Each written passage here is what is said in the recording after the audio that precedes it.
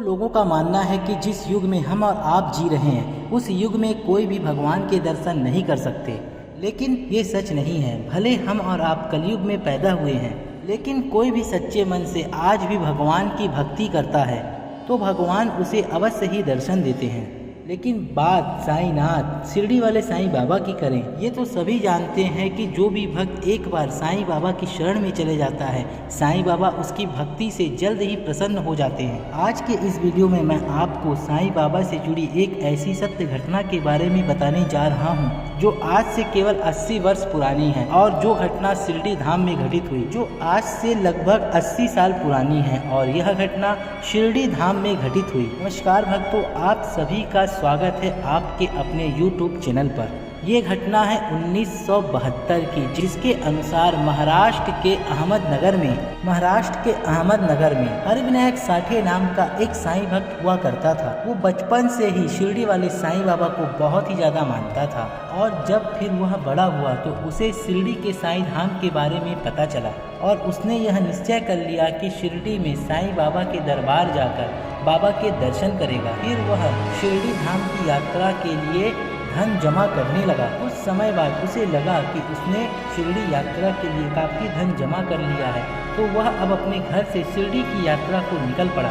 लेकिन उस समय अहमदनगर से शिरडी जाने के लिए यातायात की कोई भी सुविधा मौजूद नहीं थी, इसलिए वह अपने गांव से पैदल ही शिरडी यात्रा को निकल पड़ा। उससे जो भी कोई मिलता तो वह उससे शिरडी धाम का मार्ग पूछता और आगे की ओर निकल पड़ता। जिस समय वह घर से निकला वह अक्टूबर का महीना था। करीब 15 दिन पैदल चलने के बाद हरिविनायक साठे शिरडी को पहुंच गया, लेकिन उस समय इसी अज्ञात परेशानी के कारण शिरडी का कपाट बंद हो चुका था। दोस्तों, आप लोगों को बता दूं, वैसे तो शिरडी धाम 12 महीना खुला रहता है, लेकिन उस समय महाराष्ट्र में कानून व्यवस्था बिगड़ने के कारण शिरडी संस्थान को भी बंद करना पड़ गया था। लेकिन हरिविनायक को ये नहीं मालूम था कि किसी घटनावश शिरडी के पट बंद हो चुके हैं। लेकिन जब वह शिरडी मंदिर के पास पहुंचा तो वहां पर उसे बहुत सारे पंडित लोग दिखाई दिए। तब उसने उस पंडित से कहा कि पंडित जी, मेरा नाम हरिविनायक है और मैं काफ़ी दिनों से पैदल चलकर साईं बाबा के दर्शन को शिरडी को आया हूँ। पंडित जी,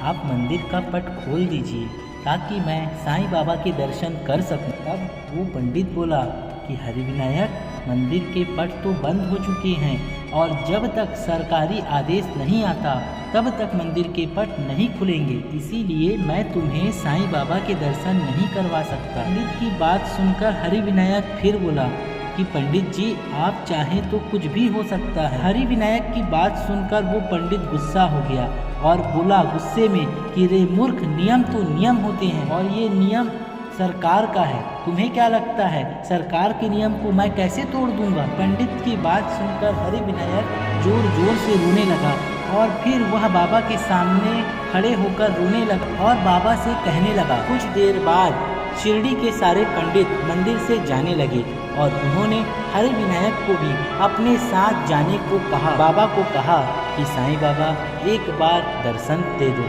फिर मंदिर के सारे पंडित जब जाने लगे तो उन्होंने हरिविनायक को भी जाने को कहा। अब यहाँ पर कोई भी आसपास नहीं दिखेगा, पुलिस की बहुत ही कड़ी सुरक्षा रहेगी, इसलिए आप भी यहाँ से चलो।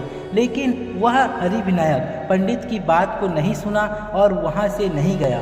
सारे पंडितों के जाने के बाद हरिविनायक वहाँ पर अकेला रह गया। फिर कुछ देर बाद शाम होने लगी और चारों तरफ अंधेरा हो गया, लेकिन हरिविनायक ने हार नहीं मानी। लेकिन उसे विश्वास था कि उसके साईं बाबा उसे अवश्य ही दर्शन देंगे। कई दिनों से हरिविनायक ने कुछ खाया पिया भी नहीं था, इसीलिए उसे बहुत भूख और प्यास भी लगी। उसने चारों तरफ देखा, लेकिन दूर दूर तक उसे कुछ भी नहीं दिखा। अंत में थक हार कर वह मंदिर के गेट के बाहर ही सो गया। आधी रात को उसे किसी के आने की आहट सुनाई दी तो वह उठकर बैठ गया। उसने देखा कि एक वृद्ध बाबा उसकी ओर आ रहे हैं।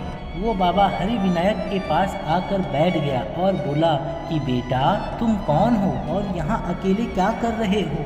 तब हरिविनायक ने उस बाबा को सारी बात बतलाई और बोला, बाबा, ऐसा लग रहा है कि मेरा यहाँ आना व्यर्थ हो गया है। फिर बाबा ने अपनी पोटली से कुछ खाने का निकालकर उस हरिविनायक को दिया हरि विनायक ने खाना खाया और फिर वे दोनों आपस में बैठकर बात करने लगे। फिर उस बाबा ने हरि विनायक को कहा, बेटा तुम चिंता मत करो, साईं बाबा तुम्हें अवश्य ही दर्शन देंगे। इसी तरह बाबा से बात करते करते हरि विनायक की कब आंखें लग गई उसे पता ही नहीं चला।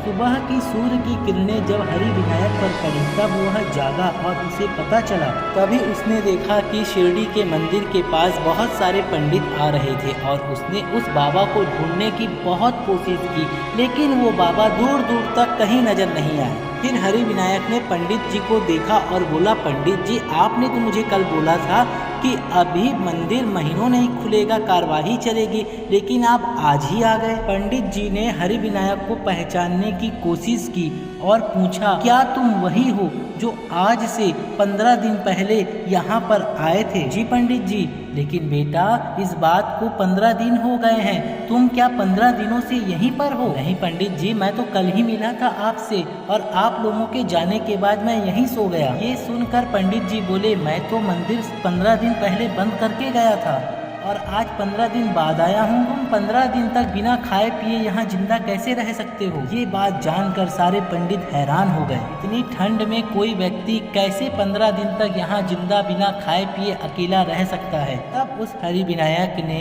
सारे पंडितों को उस बाबा के बारे में जो रात में मिले थे सारी बातों को बताया। हरि विनायक की बातों को सुनकर सारे पंडित हैरान हो गए। ये तो जिंदगी लगा दी लेकिन बाबा के दर्शन नहीं पा सके। सच्चे भक्त तो तुम हो, तुमने तो साक्षात साईं बाबा के दर्शन किए हैं। उन्होंने ही अपनी योग माया से तुम्हारे 15 दिनों को एक रात में बदल दिया, कालखंड को छोटा कर दिया। ये सब तुम्हारी श्रद्धा और विश्वास के कारण हुआ है बेटा। भक्तों, आप लोगों को साईं बाबा की ये सत्य घटना पसंद आई होगी तो कमेंट में ओम साई राम जरूर बोले। साथ ही इस वीडियो को ज़्यादा से ज़्यादा शेयर करें। जाते जाते आप लोगों से विशेष आग्रह, अगर आपके जीवन में भी साईं बाबा के कोई चमत्कार हुए हैं तो आप हमें कमेंट करके जरूर बताएं। हम मिलेंगे अगली बार एक नई खास वीडियो के साथ, तब तक के लिए बहुत बहुत धन्यवाद। ओम साई राम।